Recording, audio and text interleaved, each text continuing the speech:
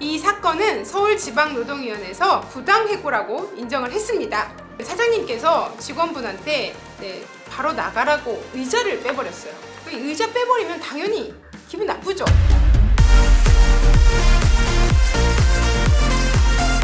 오늘도 일하시느라 수고하셨습니다.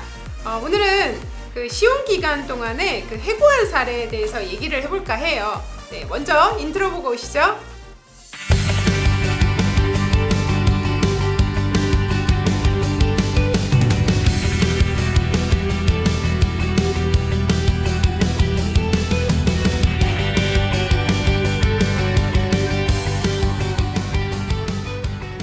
안녕하세요. 여러분의 아는 노무사 권미영입니다. 제가 얼마 전 중앙노동위원회에 다녀왔습니다. 부당해고 사건으로 다녀왔는데요. 사례에 대해서 한번 소개해 볼까 합니다.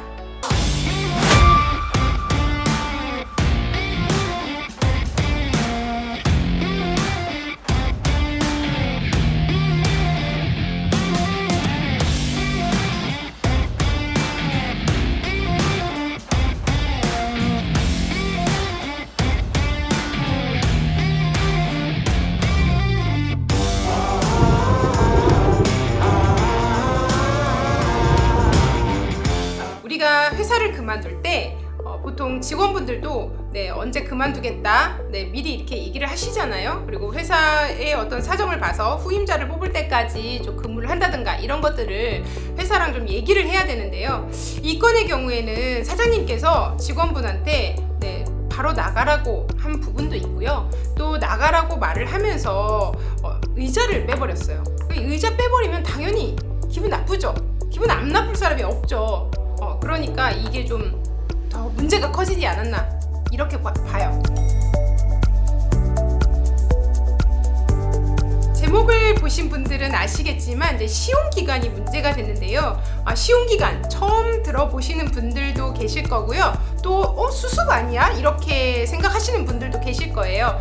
시험과 수습은 좀 다릅니다. 시험 같은 경우에는 말 그대로 시험 삼아 써본다 이런 뜻이고요. 수습 같은 경우에는 정규직 직원으로 입사를 했지만 우리 회사에 적응하는 기간이라고 좀 보시면 될 것 같아요. 그렇게 구분을 하시면 좀 쉬우실 것 같습니다.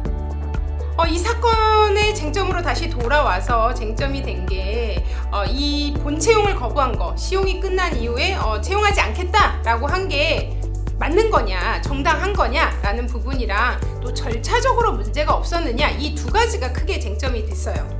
중앙노동위원회에서도 사용자는 비슷한 주장을 계속했는데요. 결론으로 말씀을 드리면 중앙노동위원회에서도 부당해고라고 인정을 했습니다. 먼저 상담자분께 저희 사무실에 오시기 전에 3가지 서류를 부탁드렸어요. 근로계약서, 해고통지서, 그리고 그 지방노동위원회에서 받은 판정문을 부탁드렸습니다. 근로계약서를 부탁드린 이유는 근로조건을 제가 한번 확인을 해야 되겠죠. 그리고 두 번째로 해고통지서를 요청드린 거는 어떤 이유로 해고가 됐는지를 제가 확인해 보기 위해서 말씀을 드렸습니다. 가끔 해고통지서가 없다, 못 받았다 이렇게 말씀하시는 분들이 계시는데요.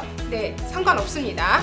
그리고 판정문 같은 경우에는 지방노동위원회에서 어떤 내용으로 사실관계를 인정을 했고 또 어떤 쟁점으로 이 사건에 대해서 판단을 했는지 알 수 있거든요. 그래서 그렇게 3가지 서류를 제가 부탁을 드렸습니다. 노동위원회 절차가 궁금하신 분들은 위에 I 버튼 누르셔서 확인해 보시면 노동위원회 절차에 대해서 조금 더 자세히 확인할 수 있습니다. 의뢰인분께서 원하시는 대로 결과를 얻으셔서 잘 마무리는 됐습니다. 그런데 좀 아쉬운 점이 있었어요.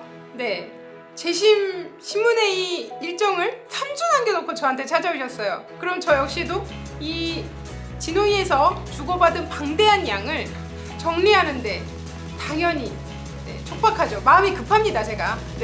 그래서 재심 이유서를 받고 저희가 재심 답변서를 내죠. 근데 두 번째 재심 답변서를 보통 상대방이 제출한 다음에 냅니다. 근데 시간이 3주밖에 안 남다 보니까 제가 재심 답변서를 보내고 다시 두 번째 답변서를 바로 준비를 했어요. 그래서 재심 답변서를 바로 제출하고 신문회의를 들어가게 됐어요. 그래서 다른 것보다 양이 굉장히 많았는데 시간은 3주밖에 주어지지 않았다는 거, 이 부분이 제가 좀 아쉬운 부분이었습니다.